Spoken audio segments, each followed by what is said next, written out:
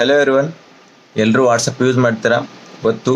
But ವಾಟ್ಸಪ್ಪಲ್ಲಿ new update ಬಂದಿದೆ. ಅದು ಏನಪ್ಪ ಅಂತಂದರೆ, ನೀವು ನಿಮ್ಮ ಫ್ರೆಂಡ್ಸನ್ನ ಲಾಕ್ ಮಾಡುವಾಗ ಅರ್ಚಿ ಮಾಡ್ತಾರೆ. ಬಟ್ ಇವಾಗ ಅರ್ಚಿ ಮಾಡೋ ಅವಶ್ಯಕತೆ ಇಲ್ಲ.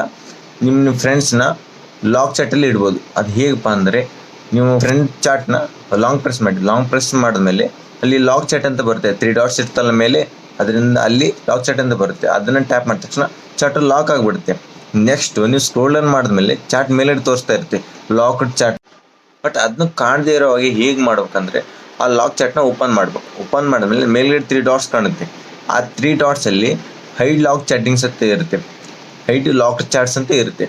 ಅದನ್ನು ನೀವು ಲಾಕ್ ಮಾಡಬೇಕು. ಅದು ಹೇಗಪ್ಪ ಅಂದರೆ, ಅದನ್ನು ಆನ್ ಮಾಡಿ ಅಲ್ಲಿ ಒಂದು ಸೀಕ್ರೆಟ್ ಕೋಡ್ ಕೇಳುತ್ತೆ.